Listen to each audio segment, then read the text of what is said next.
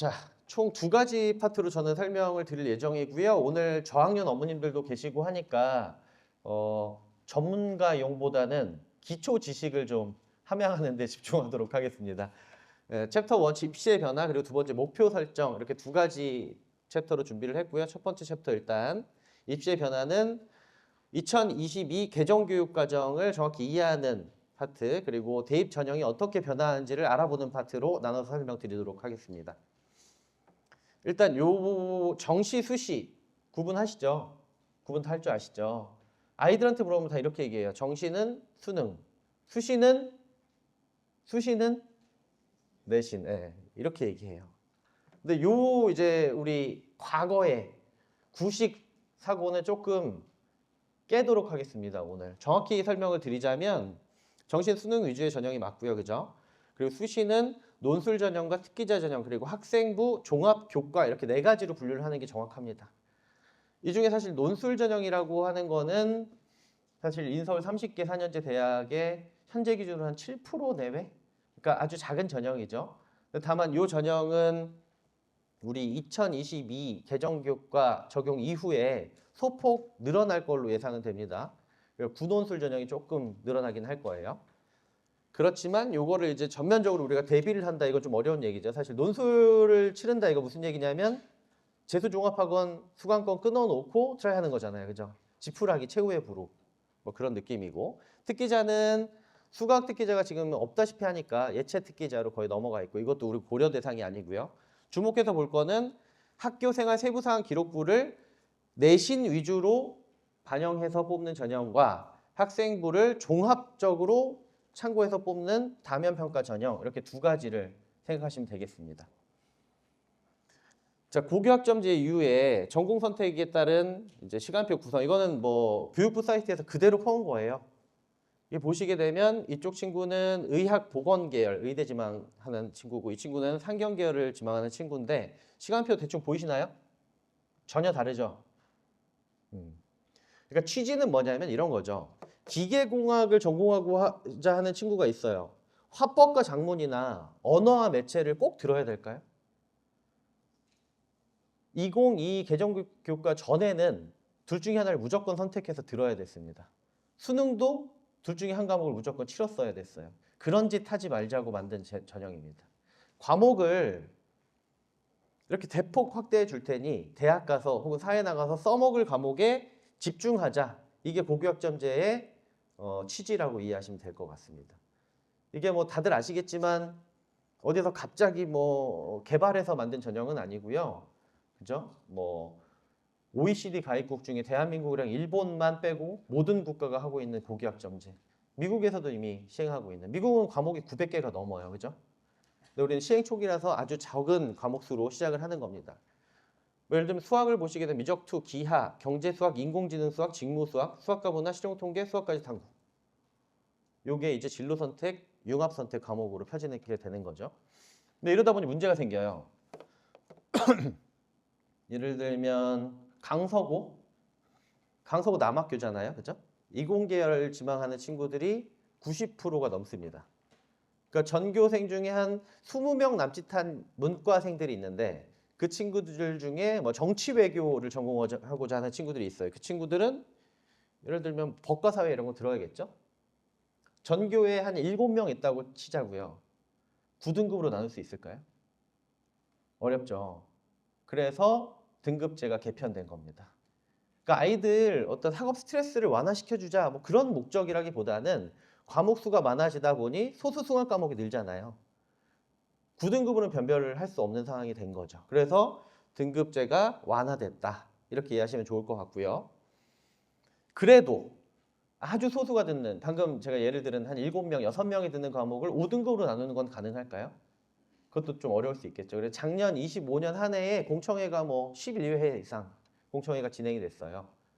공청회에서 나온 조금 의미 있는 이야기들을 조금 흘려드리자면 인원수로 끊자라는 의견이 있고요. 그러니까 20명 이내의 수강 과목은 상취도 절대평가로 간다. 21명부터는 성취도 상대평가 5등급제로 진행을 하는 게 맞다.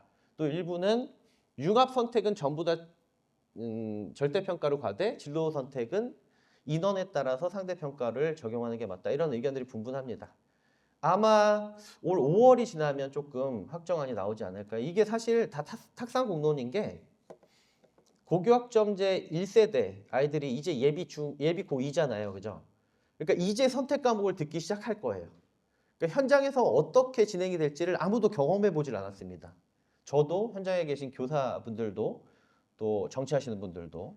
그래서 요게 그래도 한 학기 내지는 반 학기는 돌아야 일부 과목은 뭐 온라인 공립학교 운영으로도 충분히 돌아가더라. 일부 과목은 뭐 개설 자체가 좀 어렵더라. 뭐 이런 것들이 좀 나오지 않을까 하고 있습니다. 자, 그러니까 대학에서 이제 이 등급제 개편 그리고 고교 학점제에 따라서 전공 필수 선택, 다시 말하면 핵심 과목, 권장 과목을 발표하고 있죠. 미발표한 대학이 아직도 많습니다. 그런데 경희대, 의대, 약대 이미 발표했어요. 그러니까 무슨 얘기냐면 경희대 약학과를 지원하는 친구들은 핵심 과목이죠. 물질과 에너지, 화학 반응의 세계, 세포와 물질대, 생물의 유전을 듣지 않으면 뽑지 않겠다는 얘기예요. 권장 과목 뭘까요? 가산점 주겠다는 얘기입니다. 고대 볼까요? 고대? 이과대학에 뭐 예를 들면 지구환경과학과, 지구 시스템과학, 행성우주과학을 듣지 않은 친구는 뽑지 않겠다. 이런 거죠.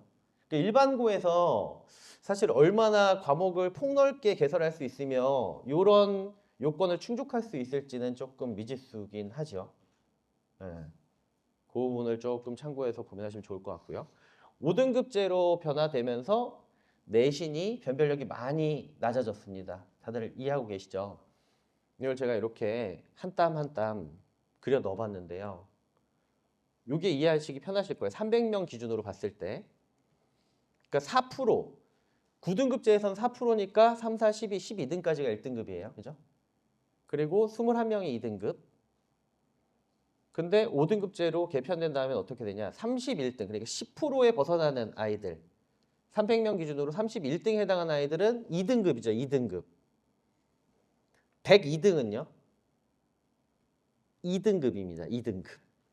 그러니까 31등과 102등은 성취도 차이가 꽤 많이 나잖아요.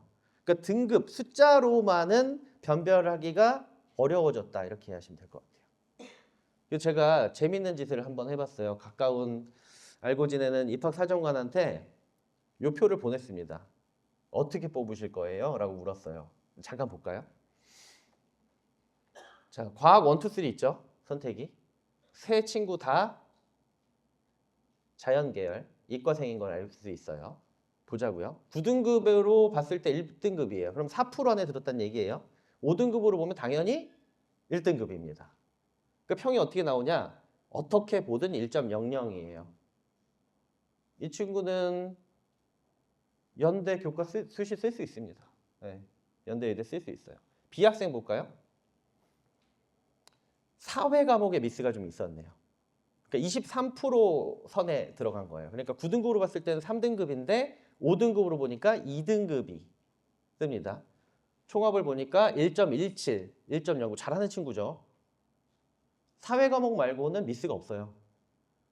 이 친구가 경희대 수시 쓸 수 있습니다. 교과로. C학생 보자고요. 박살났죠. 2등급이에요. 올 2등급. 근데 5등급으로 보니까 1등급 선입니다. 그러니까 한 8, 9%가 아닐까 싶어요. 그죠? 이 친구는. 상위 한 8%, 7%, 9%? 요 사이에. 총합을 보니까 3학년 이렇게 9등급으로 봤을 때는 2.0이 뜨는 친구인데 얘는 올 1이라서 5등급으로 보니까 1.00이에요. B학생이 잘하는 친구예요? C학생이 잘하는 친구예요? 우리는 알잖아요. 우리는 알죠. 누구든 B를 선택하고 싶겠죠. 근데 숫자로만 보면 어때요? B학생이 집니다. 요걸 보냈어요. 보내서 어떻게 뽑을 거냐. 그랬더니 숫자 갖고는 못 뽑는다. 네.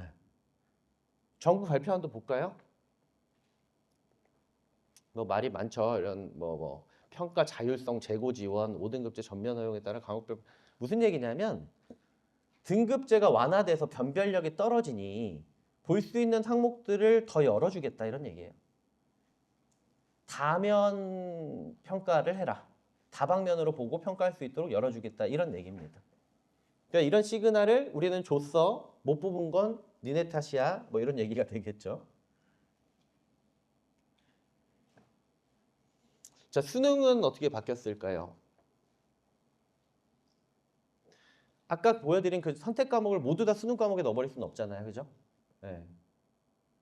그래서 2028 수능, 지금 1세대 아이들이 치를 첫 수능은 공통 과목으로만 변별합니다. 대부분 고1 과정이에요. 대부분. 범위가 대폭 축소됐죠. 또 다른 이슈들도 있어요. EBS 수능 연계율. 그러니까 EBS 수능 강의에서 실제로 수능을 출제하는 비율. 2028까지 몇 프로? 60%까지 확대하기로 했습니다. 그러니까 저기 시골에 사는 친구들도 EBS 강의 열심히 보면 60%는 맞추게 해줄게. 뭐 이런 얘기거든요. 그게 공교육 정상화 수단 중에 하나랍니다. 네. 수능을 EBS에서 내면 애들이 사교육을 안 할 거래요. 뭐 그런 얘기죠. 변별력이 좀 떨어져요. 수능도 마찬가지로. 킬러 문항 배제도 있어요. 근데 이 킬러 문항 배제는 조금 양면성이 있죠. 올해 수능, 우리 작년 수능 경험해봤지만 킬러 문항이 배제된다. 교과 범위를 벗어나는 수준의 문항을 내지 않겠다라는 얘기지 쉽게 되겠다 이런 얘기는 아닙니다. 그러니까 교과 과정 내에 있는 것들을 많이 꼬아낼 거예요. 아무튼. 어쨌든 수능이 더 어려워지는 건 아니에요. 그죠? 변별력이 더 늘진 않죠. 예를 들면 과거의 수능과 현재 수능. 요 수능을 잘 본 친구를 상위권 대학의 입사관이 뽑고 싶어 할까요? 요것만 보고? 그거 좀 어렵다는 얘기죠.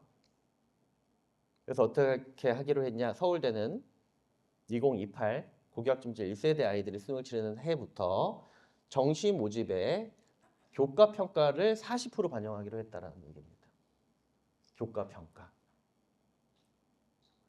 서울대는 수시 학생부 교과가 없는 거는 다들 아시죠?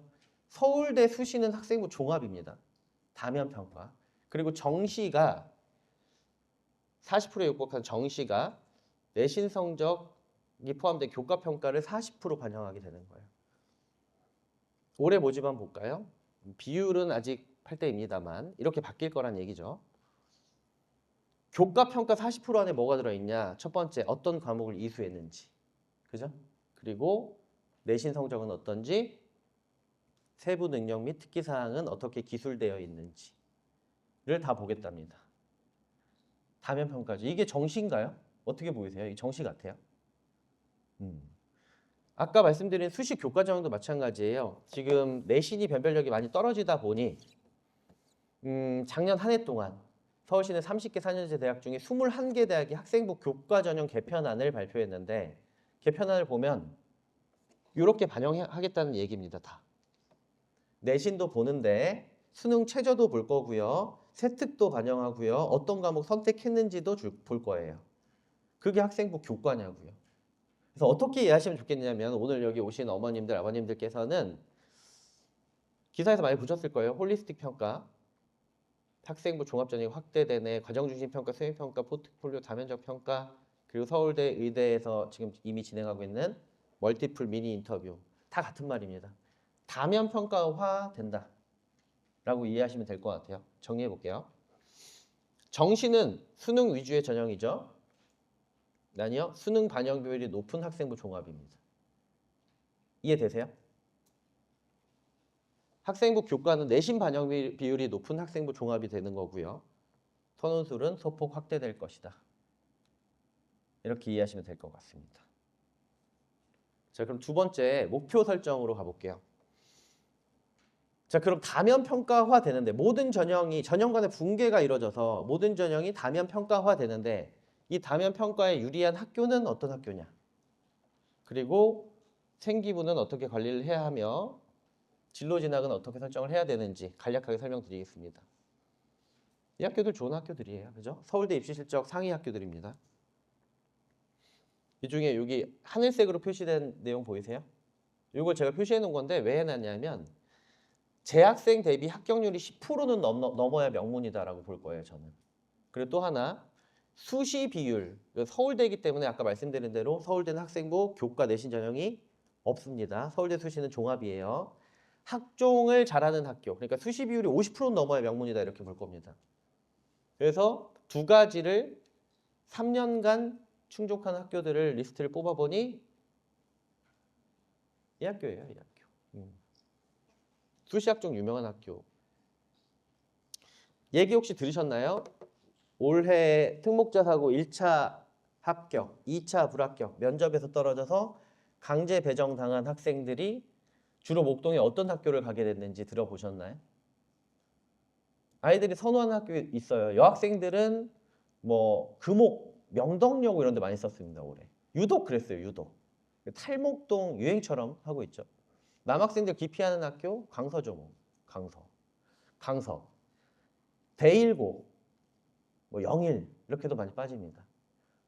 그러다 보니 강제 배정생들이 남학생들은 죄다 강서구로, 여학생들은 다 목동구로 빠지게 됐어요. 아마 목동, 강서, 그리고 정시로 유명한 휘문 이런 학교들, 전국 단위 자사고 중에서는 상산고, 아마 당분간은 하락세를 면치 못할 걸로 예상하고 있습니다. 민사고 하나고 주목하세요. 워낙 수시를 잘하는 학생부 종합전형에 특화된 학교들입니다. 뭐 물론 여기에 비할 건 아니죠. 외고가고에 비할 바는 아닙니다. 특목고는 아예 교과 편성 자체가 특화되어 있는 학교예요. 왜고요? 경제 수학 원래 하고 있었어요. 지금 우리가 그 세부 과목으로 펴놨던 과목들 과거에서는 원래 다 수업하고 있었습니다. 네. 이게 뭐죠? 카이스트 등록자 배출고교. 정시 없죠. 1위 한가영, 그죠? 경기북부하고 한성, 세종. 광역단위 선발이니까 우리 서울에 거주하시는 분들이 트라이할 수 있는 학교는 딱 2개, 그죠? 한성, 세종. 이것도 한번 보실까요? 25년 서울대 플러스 카포디지유. 이공계 특성화 대학교 배출고교 탑5입니다. 한성 가고, 세종 가고, 경기 북, 경남, 부산 이렇게. 졸업생 총 숫자가 593명인데 5개교에 그 중에 360명이 서울대 내지는 카포디지유에 합격합니다. 그러니까 세종 가고 6등급 버티면 카이스트 간대. 거짓말 아니죠. 거짓말 아닌 거예요. 심지어 다면평가화되는, 이제 전형간의 경계가 사라져서 다면평가 요소들이 많이 확대되는 우리 아이들이 치를 입시에는 분명히 더 이점이 있을 거라고 보고 있습니다. 과거 경쟁률 찍으세요, 그냥. 네, 잠깐 보시라고 띄워놨습니다. 충남 가고 떨어졌죠. 작년에 경쟁률이 엄청 셌어요. 요 전해. 그리고 대전과고가 경쟁률이 4점대였습니다. 25년에. 그래서 26년에 대전영재학교의 지원율이 좀 많이 올랐어요. 그러다 보니까 영향이 좀 있는 거고요. 총합으로는 2.37% 정도가 하락한 상황입니다. 이거는 아마 크게 유의미한 하락세는 아니고 의대 진학을 좀 정책적으로 막고 있는 영향이 약간 있었다. 이 정도 볼 수 있을 것 같아요. 그 의대 진학에 대해서 이제 국가적으로 좀 많이 관여를 하고 있죠. 그래서 과고 영재고에서 의학 계열 진학하는 비율이 좀 낮아지고 있습니다. 실제로. 그거는 사실은 이공계열, 자연계열 생각하는 친구들한테는 찬스죠. 의대 준비생들이 과고로 안 올 거예요, 이제. 많이들 빠질 겁니다. 결론을 말씀드리자면 유리하다. 네, 특목고, 자사고가 절대적으로 유리할 수 있다. 물론 자사고는 학교의 성향에 따라서, 학교의 색깔에 따라서 조금 유불리가 갈라질 수는 있을 것 같습니다.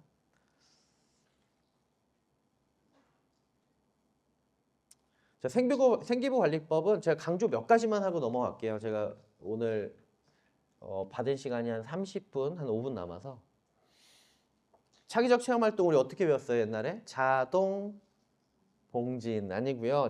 자율자치활동으로 바뀌었어요. 자율자치가 하나로 묶여 있고, 그리고 동아리 활동에 봉사가 포함되어 있습니다. 봉사가 이게 사실은 비중이 좀 많이 약해졌죠, 과거에 비해서. 코로나 때문에 외부 활동이 좀 힘들어지면서 봉사가 좀 비중이 많이 낮아지긴 했어요. 그 다음에 진로 활동. 하면 좋죠. 하면 좋습니다.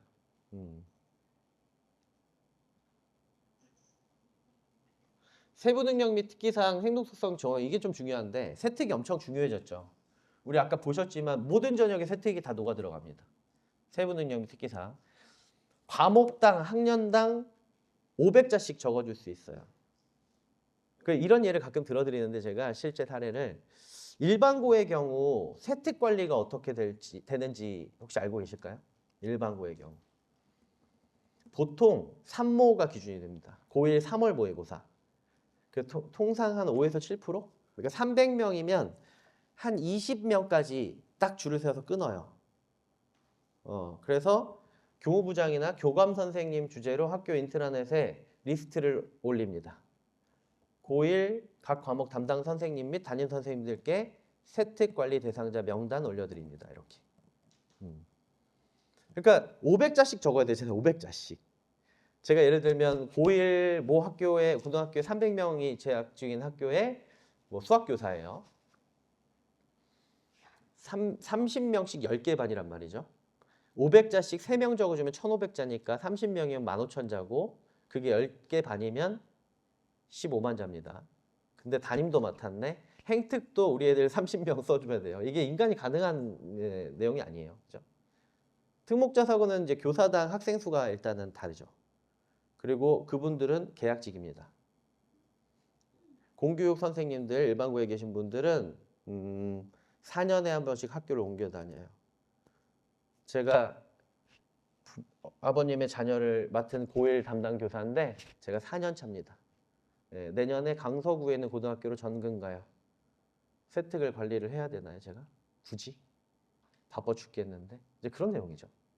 세특 관리에선 일반고와 특목자 사고가 갭이 엄청나게 벌어질 걸로 예상이 됩니다. 뭐 이게 다 중등 학부모님들이니까 또 특목고 자사고에 관심이 있으신 분들이니까 이 중등 세특 관리 어떻게 하는지에 대한 언급을 좀 해드릴게요. 지필이 중요할까요? 수행이 중요할까요?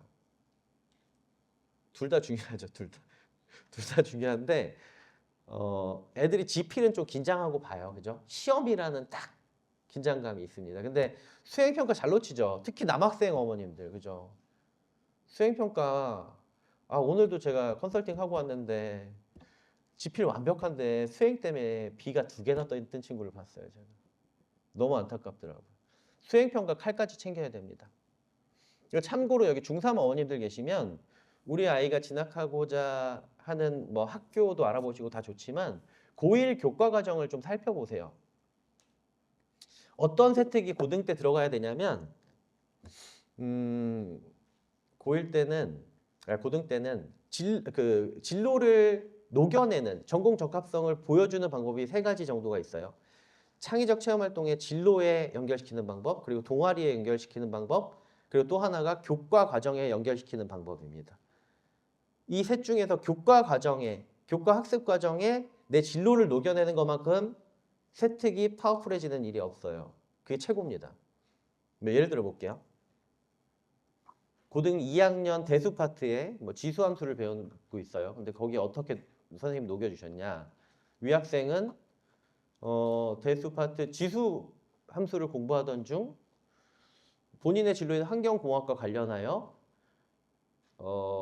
기상 예측 시스템 AI 기반의 기상 예측 시스템 모델에 지수함수 개념이 쓰인다는 사실을 알게 되곤 어떤 도서, 어떤 논문을 찾아 읽으며 어떤 주제의 탐구 보고서를 작성, 제출하였고 아시겠어요? 독서 녹여야 되고 탐구 보고서 녹여야 되고 교과 과정 녹여야 되고 이게 다 들어가야 돼요. 이 친구들은 사실 대입 학종에 자소서도 없죠. 독서도 따로 못 넣죠. 자율동아리 안 되죠. 봉사도 학교 봉사만 되죠. 제한적입니다. 그 대신 세특을 많이 글자 수를 열어준 거예요. 그 세특 관리가 키가 된다. 특목자 사고를 아이들이 지원하는 제일 큰 이유는 이 세특 관리 받으러 가는 거예요. 일반고는 사실 세특이 셀프 서비스다. 내가 스스로 관리할 줄 알아야 한다. 그래서 사실 이 특목자 사고를 준비하면서 아이들이 얻는 게 많습니다. 일반고를 가서 셀프로 내 생기부, 세특을 관리할 수 있는 역량을 가진 친구들은 무조건 준비해 본 친구들이에요. 내 강점들을 뽑아서 1,500자의 자소서도 뽑아보고 수정을 수없이 해보면서 면접을 또 준비해보고 질문들을 예측해보고 하는 훈련이 중요한 훈련이죠. 어쨌든 중등에서는 세부 능력 및 특기사항이 수행평가다. 요거 꼭 인지해 주시고요. 아이들한테도 꼭 알려주십시오. 수행평가 미스가 생길 때마다 세특이 한 줄씩 없어지는 거예요. 행특은 인성평가입니다. 저는 그런 행특 봤어요. 전 교과 내신 성적이 매우 우수하나 교우 관계에 다소 어려움을 느낀 걔는 절대 못 갑니다. 최소한 선생님 앞에서 머리끄댕이 잡은 거예요, 애들끼리. 그 정도는 돼야 그렇게 표현을 해주십니다. 그러니까 선생님한테 항상 공손하고 학생들이랑 항상 사이좋게 그렇게 지내야 돼요. 특히 담임 선생님이 보실 때는 더더욱 바른 아이로. 독서 활동상 중요하죠. 고등은 독서가 따로 대입에 대입에 적용이 되진 않기 때문에 고등에서의 독서는 세특에 녹일 거예요. 근데 고등 가서 과거 생각하고 오셨잖아요. 한성 가고 세종 가고 가서 책 읽을 시간이 엄청나게 많이 있을까요, 애들이? 걔네 기숙사에 있는데 엄마 잔소리도 안 하는 책 읽을까요? 많이 안 읽을 거예요.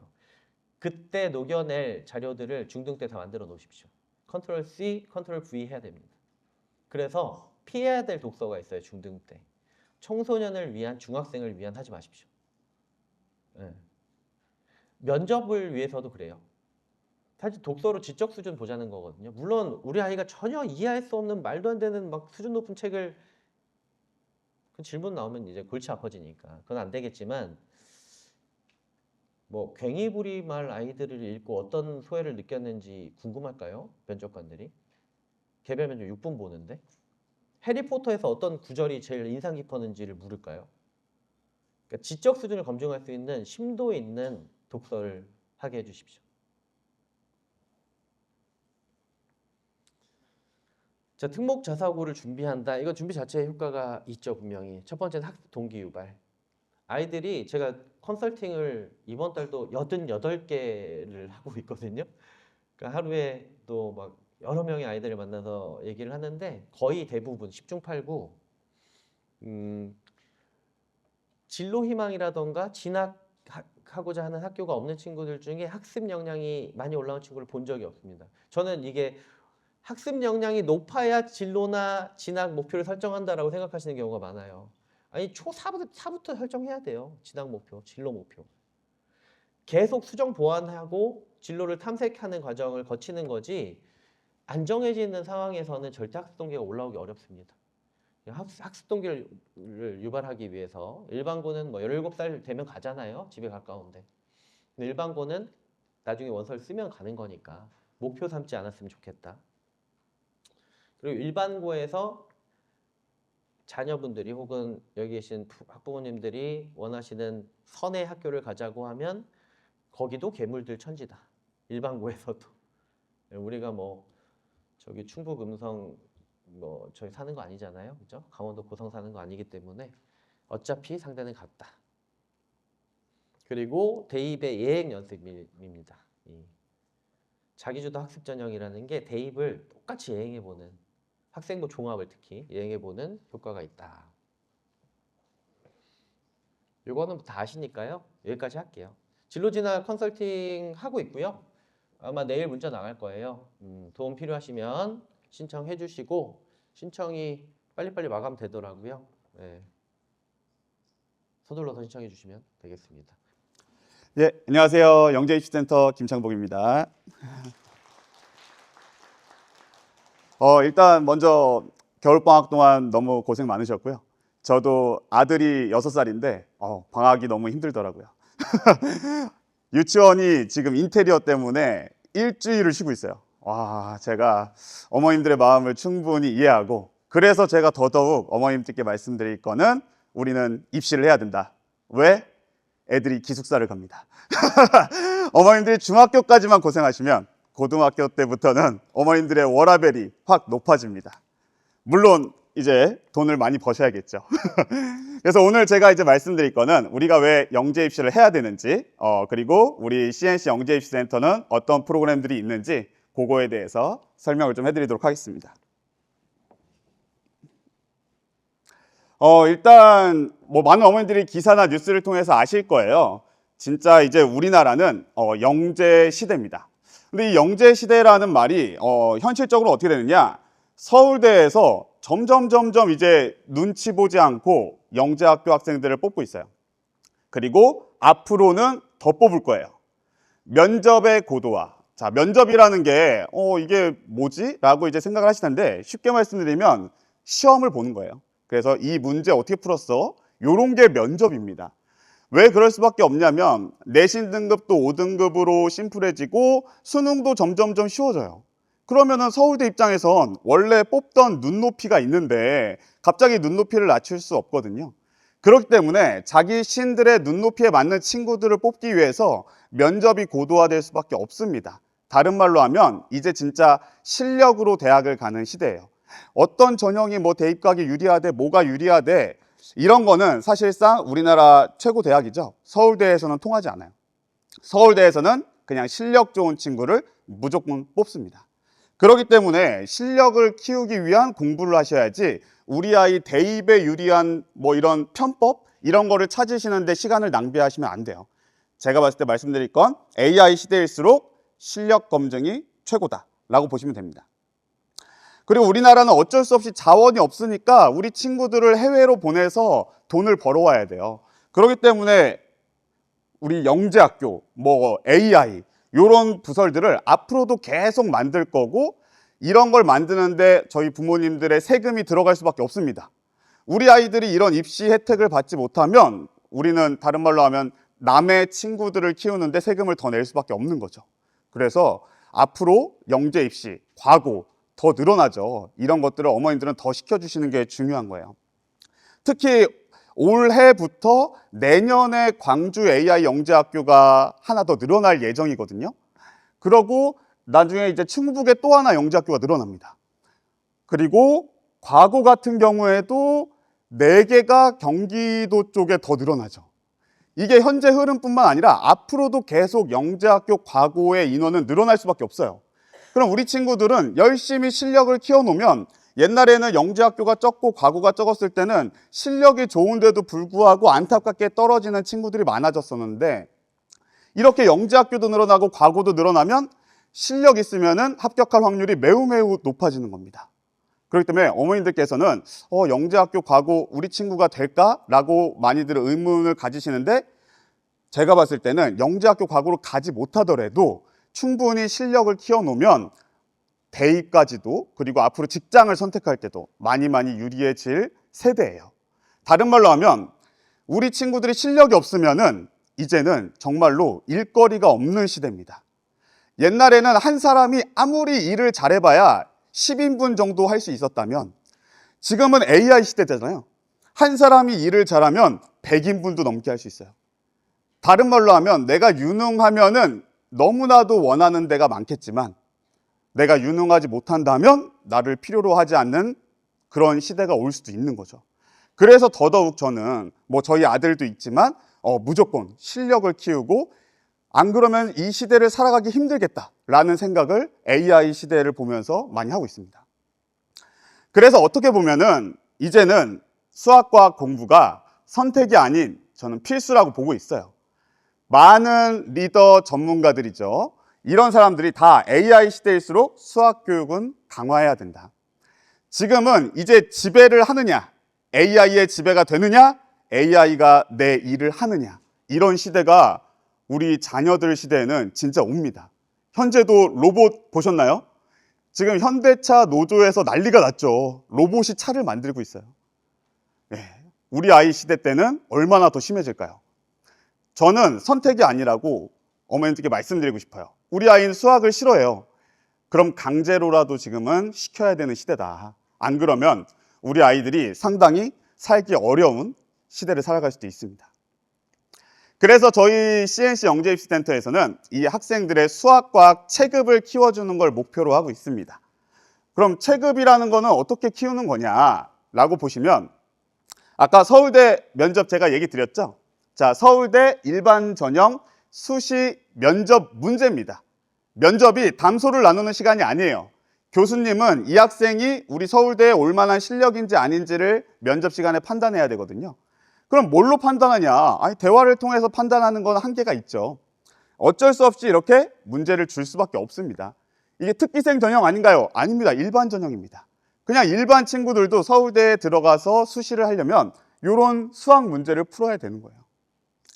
그렇기 때문에 이런 거를 문제집, 시중에 있는 문제집만 풀어가지고는 풀 수가 없죠. 지금 이게 문제가 한 문제인 거예요. 한 문제.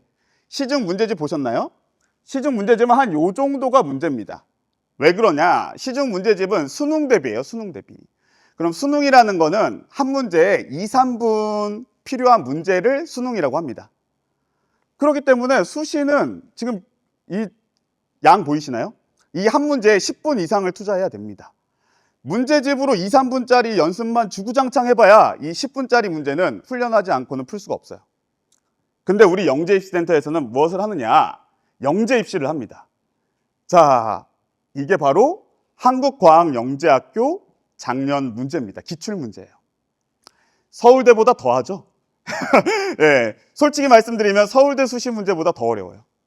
이런 거를 대학생도 아니고 중학생들이 풀어야 됩니다.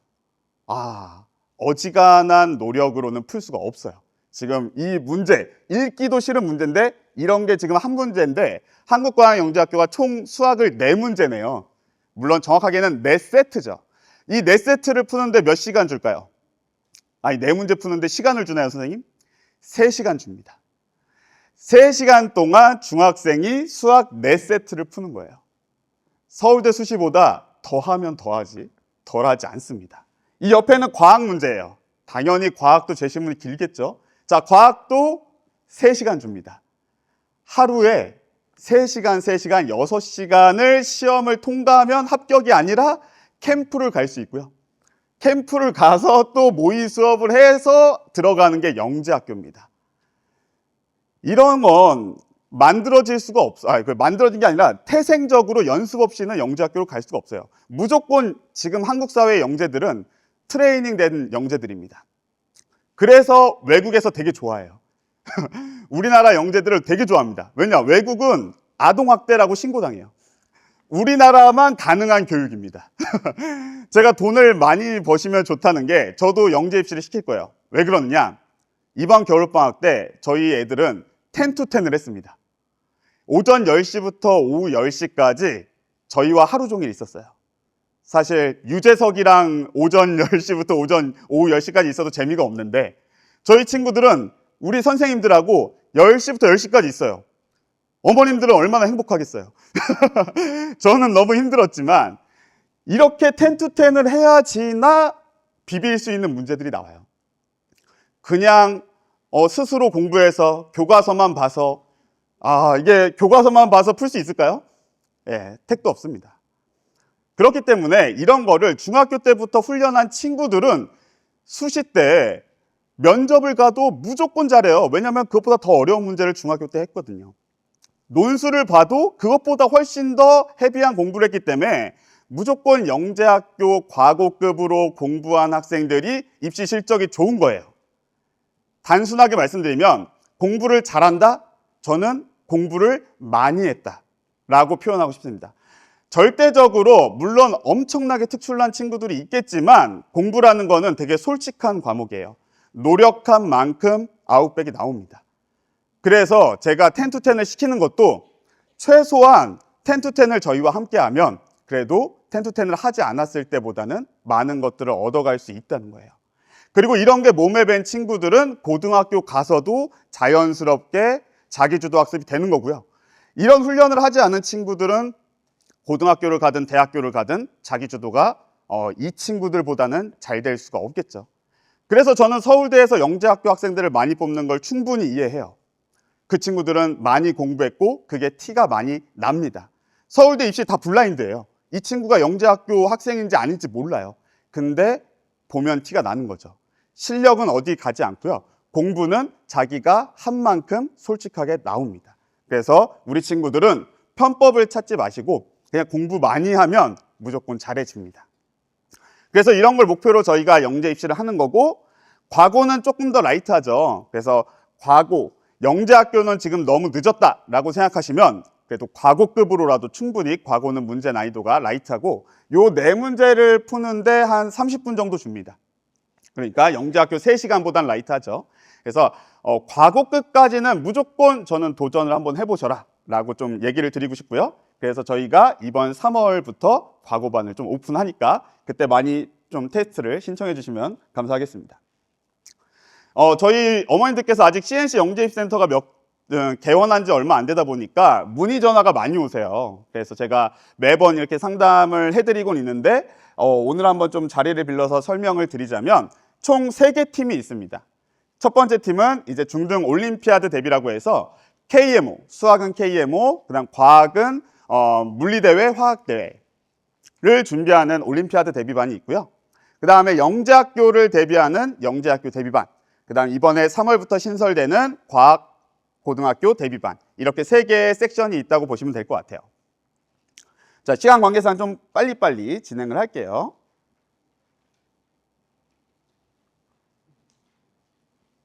자, 중등 올림피아드 대비반부터 말씀드리면요. 저희가 이제 KMO 대비반 수학 기준으로 말씀드릴게요. 경시 입문이라고 해서 KMO는 교과서에 없는 개념들을 시험 문제로 내거든요. 그래서 정수, 대수, 기하, 조합.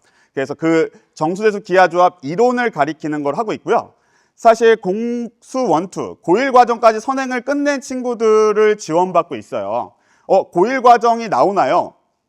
물론 시험에 고1 과정 관련된 게 나오기도 하지만 저희가 KMO를 준비하다 보면 선행을 좀 수도해야 되거든요.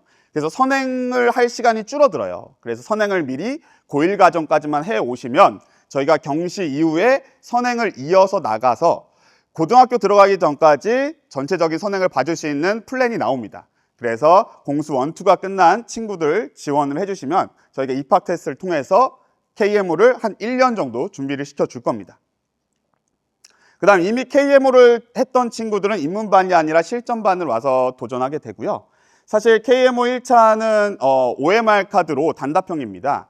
근데 저희는 주된 목표가 사실은 KMO가 아니에요. 영재학교 과고급을 갈 체급을 키우는 게 목표다 보니까 저희는 이렇게 뭐 수상을 목표인 것처럼 해놨지만 사실상 서술 능력, 그 수학적인 서술 능력을 키우는 거를 목표로 저희가 공부를 시키고 있습니다.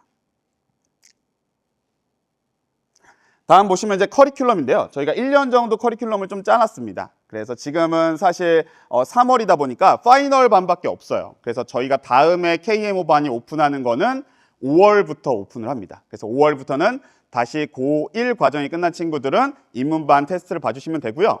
KMO를 한번 봤는데 아직 학년이 아직 입시를 하기엔 좀 어린 학년이다 라고 하시면은 저희가 1년 정도 다시 좀 선행 플러스 경시를 대비해주는 반이 생깁니다. 그래서 자료 한번 참고해 주시면 좋을 것 같고요. 그 다음 시간은 저희가 겨울방학에는 10to10을 진행했는데 평소에는 5시 40분부터 10시까지 이렇게 3개 타임이 들어가고요. 그래서 정수, 대수, 기하, 조합 요 4개의 영역과 그 다음에 위클리 테스트라고 해서 주간 테스트를 봅니다.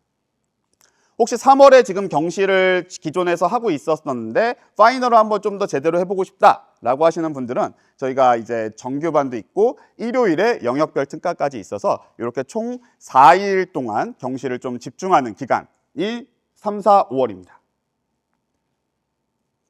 자, 다음은 이제 연합 모의고사. 이런 식으로 저희가 매주 테스트를 봐요. 아무래도 좀 KMO는 시험, 그 다음에 친구들이 좀 긴장감을 유지하고 KMO가 2시간 반 동안 20문제를 보거든요. 그래서 그 훈련들을 계속 지금 시키고 있는 파이널 기간이라고 보시면 될 것 같습니다. 다음 저희가 이제 어떻게 보면 가장 강점인데 보통 경시학원, 영재학원 보내시면은 좀 전화 통화가 힘들어요. 왜냐면 선생님들이 학생들을 전담하다 보니까 상담 전화라든지 이런 것들이 조금 빈도수가 줄 수밖에 없거든요. 근데 저희는 그래도 마감을 치는 이유가 저희는 한정된 선생님으로 소수의 친구들, 어떻게 보면은 대형 학원에 비해서는 좀 소수인 친구들을 관리하고 있어요. 그래서 지금 경시반 같은 경우에도 저희가 6명의 선생님들이 들어가시는데 지금 40명 정도만 저희가 마감을 쳐서 받아서 관리하고 있습니다. 그래서 다른 타 학원들보다 꼼꼼한 관리가 들어가고 있다라고 보시면 좋을 것 같고요. 다음은 이제 성적표. 이런 것들 저희가 위클리 테스트 성적표 매주 나가고요. 그다음 모의고사 성적표도 디테일한 성적표가 나가서 친구들을 데이터를 기반으로 좀 전문적인 상담을 드리고 있어요. 그리고 이런 식으로 매일매일 수업 이후에 이런 카톡, 과제랑 오늘 수업 내용이랑 어떻게 잘 따라가고 있는지 이런 내기들도 매일매일 보내드리고 있습니다. 그 다음에 저희의 어떻게 보면 가장 큰 장점 중에 하나가 모든 수업이 밴드로 촬영돼요. 그래서 친구들이 복습을 할 수도 있고요. 혹시라도 한번 빠지게 되면은 결석 부분을 언제든지 영상을 통해서 다시 볼 수가 있어요.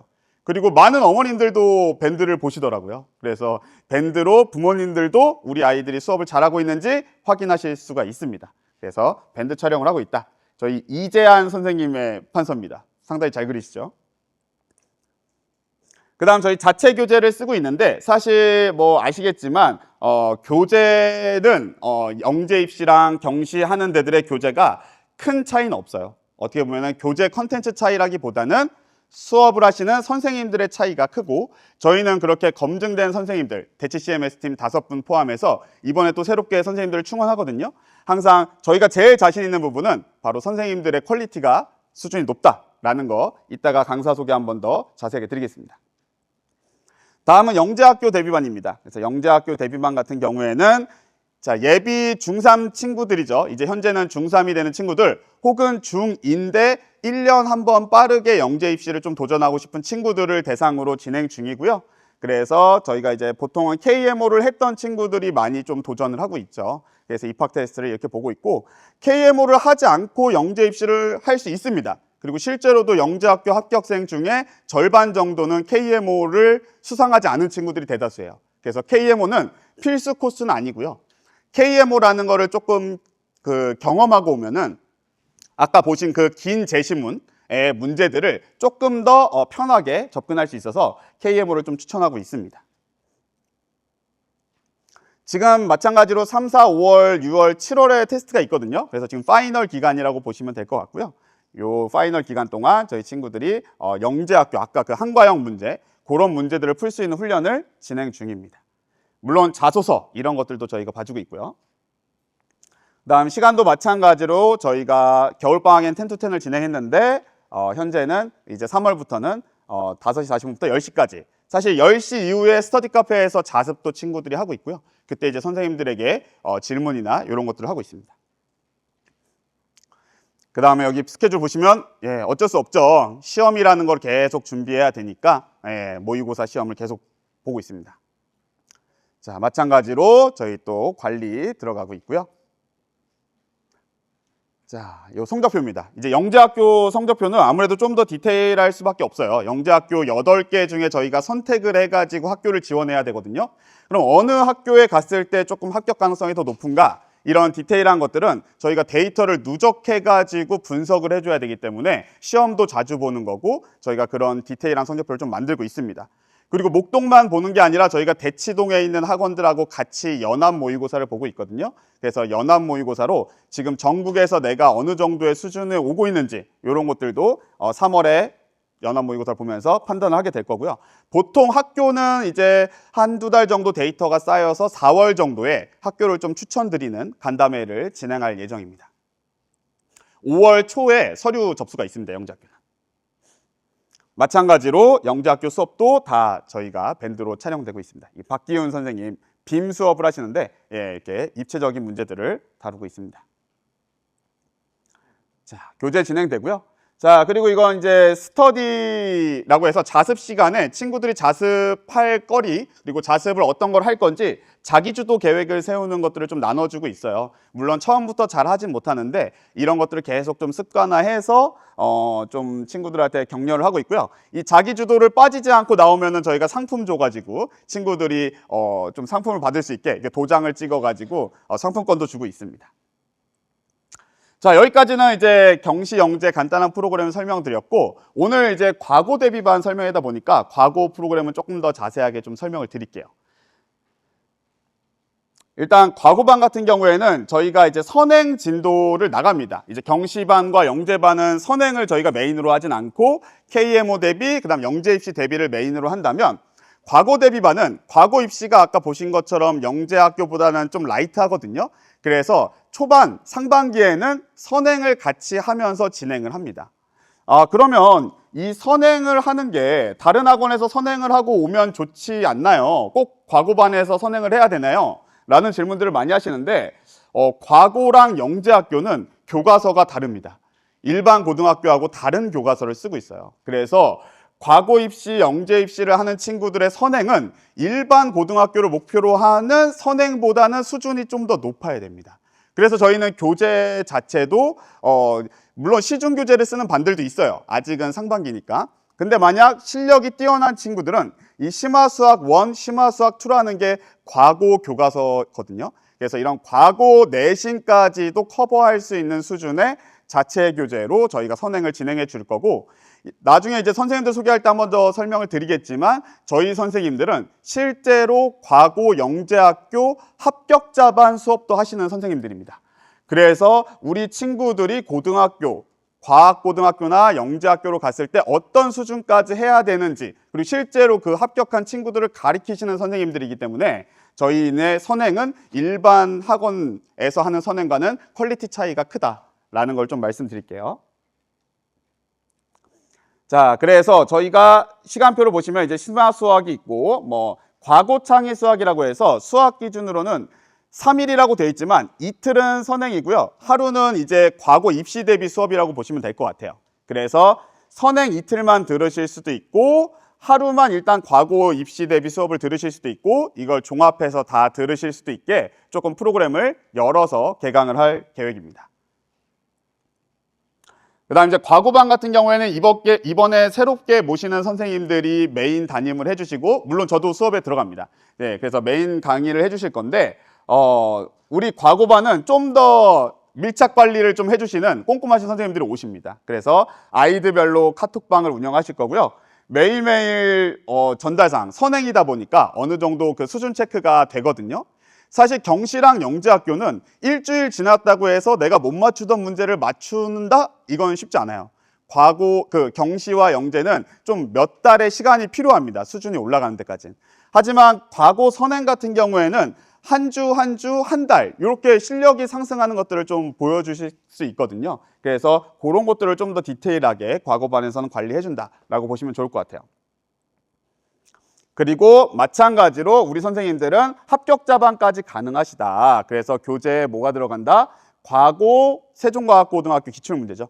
이런 기출문제들이 들어갑니다. 그리고 요 수준까지 커버할 수 있는 선행을 자체 교재로 이렇게 진행을 해주실 겁니다. 그리고 과거에 합격하면 물론 좋겠지만 거기에 이제 합격하지 못하는 친구들도 생기잖아요. 그럼 합격하지 못하더라도 일반고에서 최상위권 레벨을 유지할 수 있는 선행까지 커버할 수 있는 그런 프로그램이 진행되어 있다라고 보시면 될 것 같습니다. 그래서 과고 기출 문제뿐만 아니라 자사고, 그 다음에 일반 좀 고의 그 내신 문제들도 저희가 테스트를 누적으로 계속 보아 나갈 겁니다. 그 다음에 여기 보시면은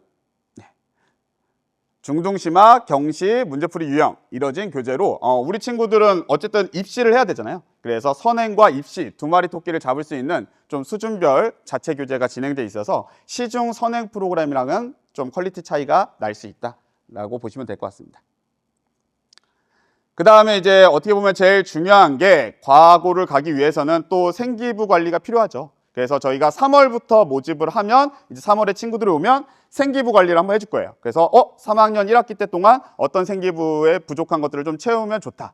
사실 영재학교는 생기부가 되게 많이 들어가진 않아요. 실제로 자기소개서 비중도 과거보다 훨씬 낮죠. 근데 과학고등학교부터는 이 정성평가가 상당히 중요하거든요. 그리고 이 베이스를 가지고 면접이 진행됩니다. 그래서 3월 달부터 들어오는 친구들은 저희가 생기부 관리가 학생별로 진행된다라고 보시면 될 것 같아요.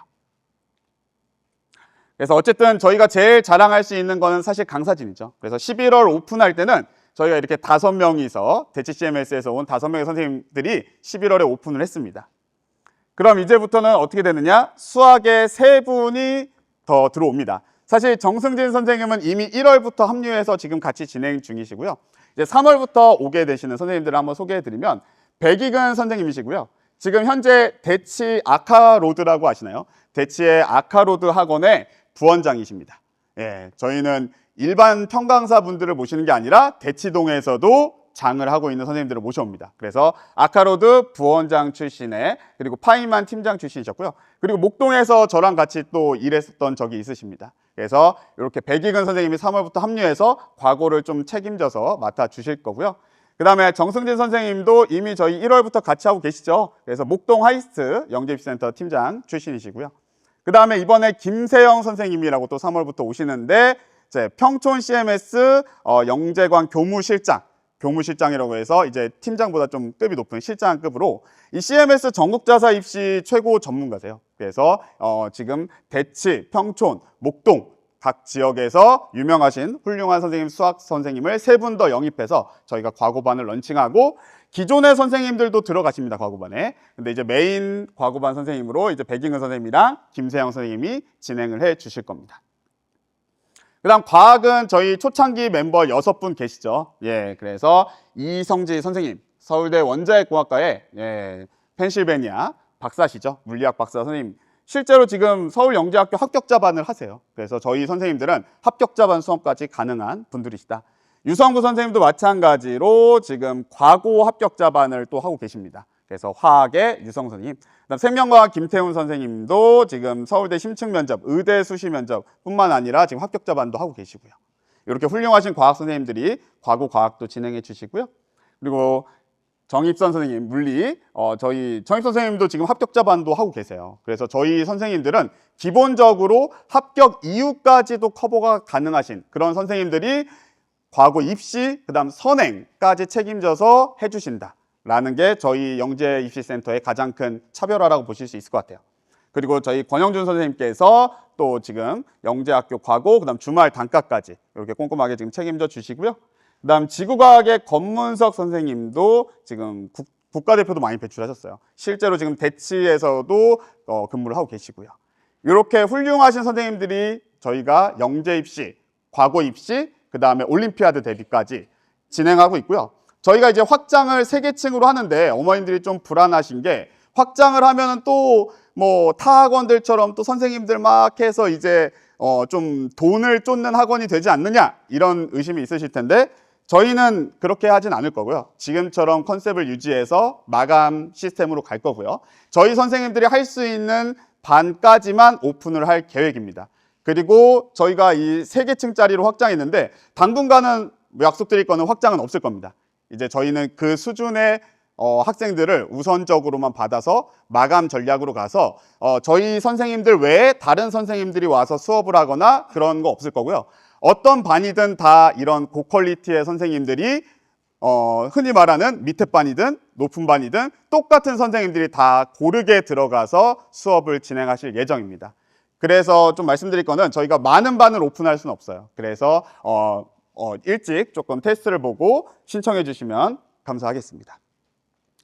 자, 여기까지 이제 제가 그 수학 프로그램을 좀 간단하게 설명드렸고요. 다음은 저희 권영준 선생님께서 영재입시센터 과학 프로그램을 설명해 주시겠습니다. 박수로 맞이해 주시기 부탁드리겠습니다. 안녕하세요. CNC학원 화학 강사 권영준이라고 합니다. 제가 감사합니다. 제가 설명해 드릴 거는 영재입시 과학 프로그램이고요. 우선 첫 번째 과학고 모집반인데 과학 입시고 입시 절차에 대해서 설명이 없으면 안 되지 않습니까? 그래서 과학고 입시 절차에서 간단하게 먼저 설명드리면 첫 번째 단계가 서류와 출석 면담입니다. 서류와 출석 면담이라고 생각하면 서류 평가인데 첫 번째가 교사 추천서하고 학교 생활부 자기소개서입니다. 그다음에 이거를 바탕으로 해서 모든 학생이 다 출석 면담을 들어갑니다. 근데 출석 면담 보시면 알겠지만 한 30분 정도 진행하고요. 경기북과고는 20분입니다. 경기북과고가 시간이 작은 이유는 경기북과고는 저 서류 평가를 한 달 정도 진행을 합니다. 그다음에 나머지 뭐 세종이나 한성 같은 경우는 일주일 정도 진행을 하거든요. 그럼 일주일 진행하는 걸로 문항을 뽑는다 생각보다 쉽지 않겠죠. 생각보다 쉽지 않기 때문에 과학 같은 경우는 어떤 문항이 많이 나오냐면요. 자소서나 추천서의 것도 있겠지만 각 과목별로 용어 정리, 원리 이런 것들을 많이 물어봅니다. 그거에 대한 것도 미리미리 준비해야 될 필요가 있다고 보시면 될 것 같고요. 교사 추천서에 대한 양식인데요. 여기 보면 제가 몇 가지 3개 크게 놨는데 잘 안 보이실 것 같아서 이렇게 말씀드릴 것 같아요. 제가 생각하는 것 중에 첫 번째가 다양한 질문을 하냐, 시간 가는 줄 모르고 학습에 몰두하는 경향이 있냐, 그 다음에 자기가 한 거에 대해서 되돌아보는 경향이 있냐, 이거를 선생님들한테 물어보거든요. 근데 선생님들이 아이들이 이런 거를 물어보는 거를 겪어볼 수 있을까요? 우리 남학생이 선생님한테 가서 선생님 저는요 이런 제가 봤던 것 중에 이런 궁금함이 있는데 학교 교과서에 이런 것들이 있는데 이게 너무 궁금합니다. 이런 거 질문할까요? 그게 또 얼마나 퀄리티 있는 질문일까요? 그래서 제가 맨날 아이들한테 시킵니다. 수업하면서 이런 내용이 있으면 요거 배울 때 학교 가서 선생님한테 질문해. 이렇게 질문해. 하나의 예를 들면 앙금 생성 반응이라고 있어요. 중3 과정에 그 앙금 생성 반응에 그 앙금 생성 반응을 통해서 일정 성분비의 법칙을 보거든요. 근데 일정 성분비의 법칙이 질량비입니다. 질량비. 근데 교과서에 나온 거는 그래프가 부피비로 써 있습니다. 왜 부피비로 써 있는지 궁금하다고 선생님한테 질문하라고. 그리고 선생님이 답변을 해주시면 거기에서 또 추가 질문할 것까지 답변을 만들어 놓습니다. 그렇지 않으면 아이들은 질문하지 않아요. 그런 거를 몇 개 연습을 시킬 필요가 있다고 보는 것 같아요. 그러니까 일반 그냥 내신 중등 수업을 하시는 선생님이 이런 얘기를 해줄 수 있을까라는 생각을 합니다. 이거는 입시를 경험해 보신 선생님들만이 알 수 있는 포인트라고 생각하시면 될 것 같아요. 그래서 아이들한테 선생님한테 질문하는 것도 필요하지만 이건 어머님들도 관심 있게 보셔야 되는 거예요. 예를 들어서 학교에 한 200명, 300명 있는 학년에 대해서 우리 아이가 선생님한테 한 번도 질문 안 하면 공부만 잘했다고 해서 그 아이가 어떤 특징이 있는지, 과거를 가고 싶어 하는지, 자살을 가고 싶어 하는지, 영재를 가고 싶어 하는지 알 수 있을까요? 없습니다. 그러면 선생님들이 어떻게 되냐면요. 요 맨 밑에 조그맣게 써 있는데 이 판단을 할 때 이거 다시 돌려볼까요? 여기 최우수, 매우수, 우수, 보통, 보통이야, 평가 보류가 있죠. 과거 담당하신 선생님들한테 물어보면 평가 보류가 30%가 있답니다. 선생님들이 체크하시는데 30%의 선생님들이 평가 보류에다 체크를 하신답니다. 그러니까 이거는 선생님들도 모르는 거예요.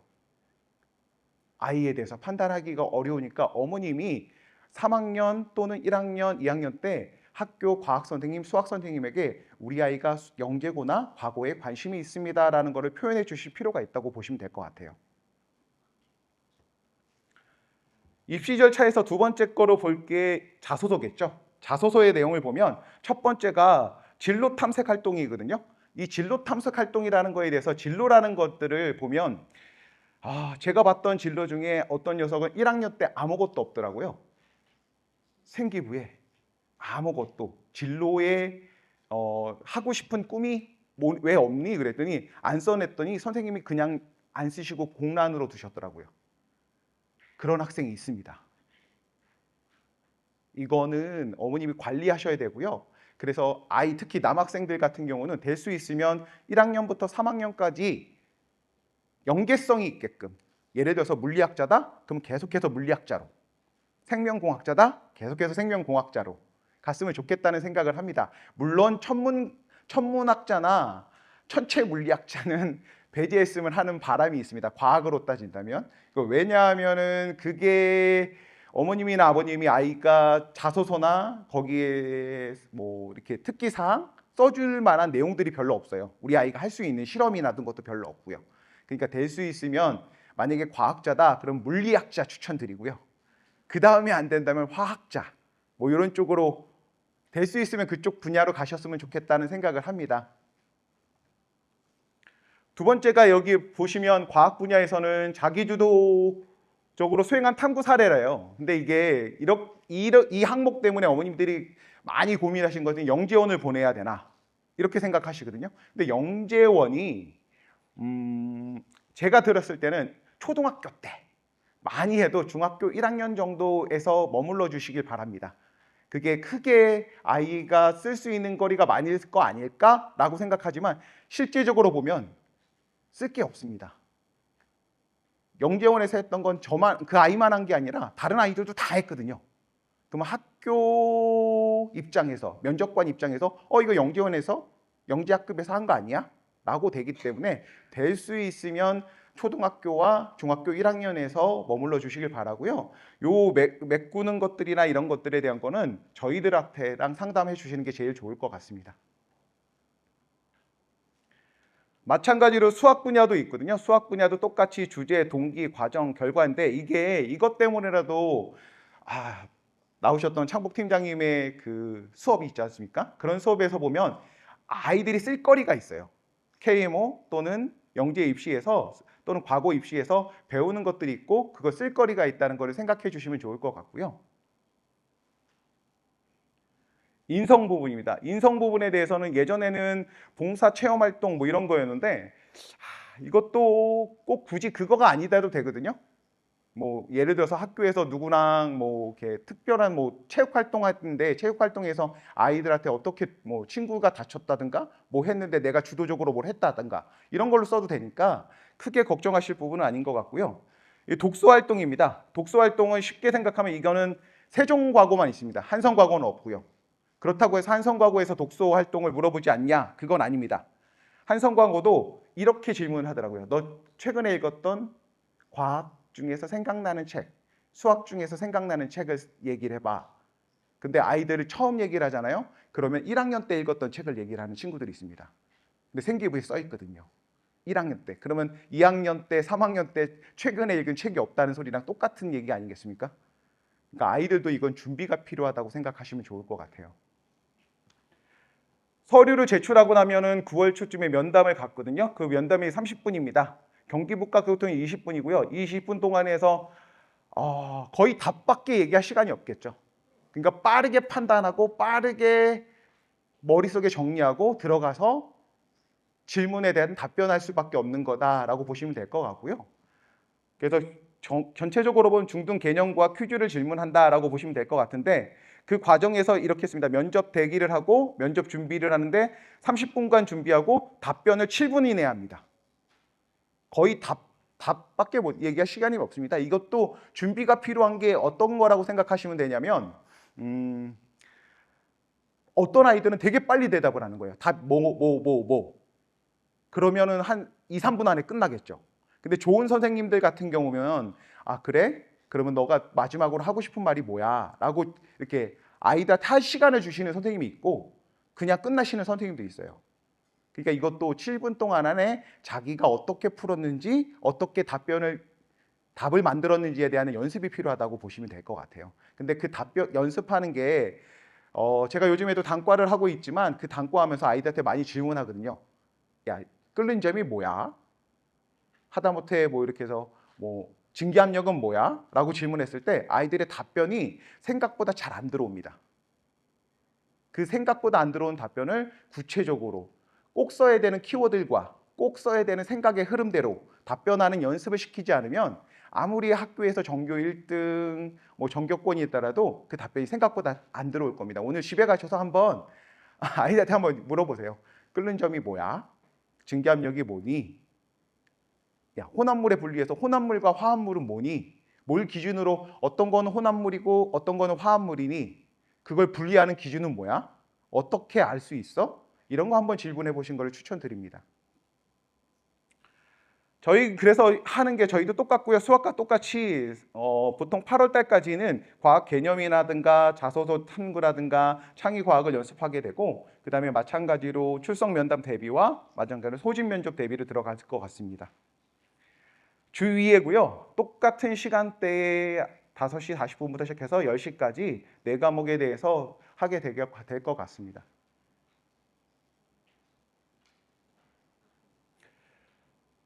과거 기출문제 하나 가져왔거든요. 이게 뭐냐면 도전 과학 요리사라 그래서 물리하고 화학에 대해서 질문하는 질문지고요. 이거에 대해서 어떻게 풀 수 있냐라고 해서 화학 선생이다 보니까 화학 입장에서 보면 중학교에 혼합물의 분리가 있습니다.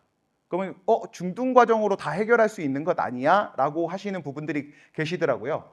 이 답변을 고등 과정에서 있는 극성과 무극성 공유결합으로 얘기를 하면 답이 더 퍼펙트하겠죠. 왜 섞이지 않아? 혼합물인데 액체는 두 물질이 왜 안 섞여? 왜 밀도 차이로 할 수 있어? 라는 거에 답변이 왜 안 섞이냐에 대한 거는 어디 있냐면 고등 과정에 있습니다. 중등 과정에 없고요. 물론 그냥 중등 과정으로 취마를 해서 생각하는 아이들은 있을 수 있죠. 근데 그런 아이들은 극히 드무니까 저희도 고등 과정을 바탕으로 해서 아이가 중등 심화를 할 수 있게끔 도와주는 역할을 하고 있다라고 보시면 될 것 같아요. 어려워요. 선생님 저 문제 어렵고요. 저 밑에 있는 고등 과정의 내용 어려워요. 그럼 어떻게 해야 될까요? 저희 선생님이십니다. 저희 물리 선생님이신데요. 밴드에서 수업을 촬영을 하고 계시고요. 이 밴드를 아이들 결석에도 보강에 사용하고 그다음에 아이들 그러니까 본인이 몰랐던 내용들을 다시 보는데도 활용하시면 좋을 것 같다는 생각을 해서 갖다 놨습니다. 마찬가지로 저 같은 경우는 밴드 촬영보다 이렇게 유튜브로 찍은 거를 갖다가 아이들한테 주는 걸 좋아하거든요. 이유는 밴드를 보라 했더니 선생님 너무 길어요. 뭐 이런 친구들이 있어서 저 같은 경우는 쪼개놨습니다. 그래서 쪼개서 자기가 필요한 부분만 봐라 이런 뜻으로 해놨다고 보시면 될 것 같고요. 저 같은 경우는 이게 많은 선생님들이 또 저희 카톡을 사용하는데 숙제를 수업 시간에 보면 그 보는 시간이 너무 오래 걸리더라고요. 그래서 아이들한테 찍어서 보내랍니다. 숙제한 거 찍어서 보내. 그럼 선생님 보게. 그러면 아주 글씨들이 아주 예술이고요. 특히 남학생들은 뭐 길게 쓰는 녀석 별로 없습니다. 아주 막 단답형으로 쓰는 녀석들 많아서 구박구박 하고 있습니다. 이거 길게 꼭 들어가야 되는 키워드들 써줘 보내라. 그러면 그거를 쓴 거를 바탕으로 해서 제가 첨삭해 주고요. 첨삭한 거에 대한 영상을 보내고 있습니다. 마찬가지로 수학과 마찬가지로 성적 테스트가 가는데요. 수학에 저희 같은 경우는 물화생지에 대한 점수가 나가고요. 본인 점수와 평균 점수, 그 다음에 본인 석차까지 나간다고 보시면 될 것 같아요. 석차를 바탕으로 아이가 어느 정도 수준에 있는지 보시면 될 것 같습니다. 과학 문항률 분석표고요. 어떤 문항에 대해서 어떻게 맞았는지, 점수가 어떤 거를 잘 맞고 있는지, 어떤 유형의 강점이 있는지 파악하실 수 있을 것 같고요. 매번 점수가 누적되죠. 그 누적된 점수들을 확인할 수 있게끔 보시면 될 것 같습니다. 과제에 대한 거고요. 과제를 했냐 안 했냐에 대한 것들을 판단하실 수 있을 것 같습니다.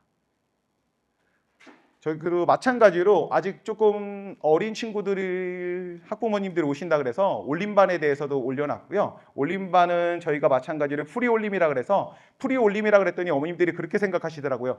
우리 아이는 중등 과정도 안 했는데 올림피아드를 할 수 있나요, 선생님? 제가 이거 제일 많이 들었거든요. 중등입니다. 중등 개념을요. 중등 내신부터 시작해서 올림 또는 영재, 과고까지 준비할 수 있도록 아주 깊게 수업한다고 생각하시면 될 것 같아요. 그랬더니 또 어떤 어머니가 하시더라고요. 타학원에서는 몇 개월 과정인데 선생님 왜 CNC는 2달 만에 저걸 끝내나요? 그래서 2달이면 충분합니다. 2달 안에 중등, 그러니까 제가 하는 거는 중등 화학이고요. 중등 물리들 또 선생님 계셔서 그분이 물리를 담당하시고요. 그랬더니 또 이렇게 질문하시더라고요. 생물과 지학은 안 하나요? 라고 해서 생물과 지학을 예전에 제가 있던 학원에서도 한번 개설을 해봤는데 수요가 없어요. 첫 번째가 수요가 없고요. 그 다음에 아이들이 그만큼 성취도가 올라오지 않더라고요. 그래서 이제 생지 같은 경우는 보통 과고반이나 영재반 때부터 나간다라고 보시면 될 것 같습니다. 마찬가지로 물올 실전, 물올 심화라 그랬는데 물올 실전이라고 하면 어머님들, 아버님들이 공부했던데 원과정이라고 생각하시면 될 것 같아요. 물리 원이 실전이라고 생각하시면 되고요.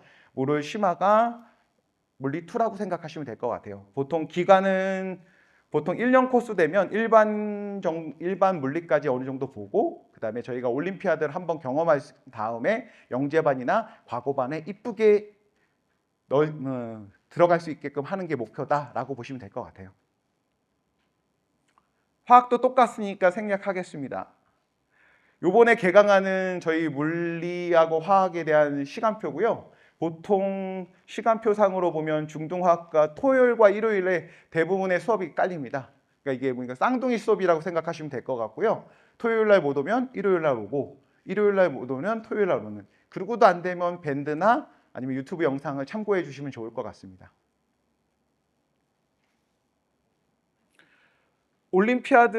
그러니까 올림반에서 하는 경우는요, 테스트를 보고 나면 저 같은 경우는 여기 보면 QR 코드를 박아놨거든요.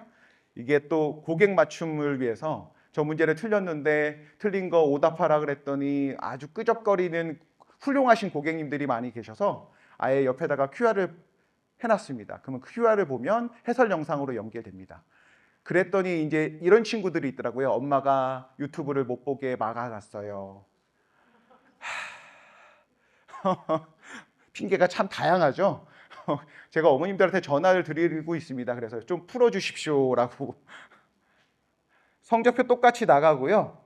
요거 같은 경우는 제가 아까 말씀드린 것처럼 이게 고등과정과 심화를 하더라도 영재고 과고 기출문제에 대해서 답변이 너무 정말 훌륭한 친구도 있고요. 훌륭하지 않은 친구들이 있어서 그거를 그 시간에, 그러니까 저희가 보통 2학년 여름방학 기준으로 보통 영재반과 과고반이 오픈되지 않습니까? 그 오픈됐을 때부터 시켜놨더니 아이들이 시간이 걸리더라고요. 그래서 올림반 같은 경우 하게 되면 한 문제나 두 문제 정도를 아이들한테 주고요. 그거를 쓴 거에 대해서 첨삭을 하고 첨삭 영상을 보내고 있습니다. 물론 잘 활용하는 친구는 점점 낮아지는 친구가 있고요. 점점 안 써가지고 저에게 전화 받고 구박받는 친구도 생기다고 보시면 될 것 같습니다.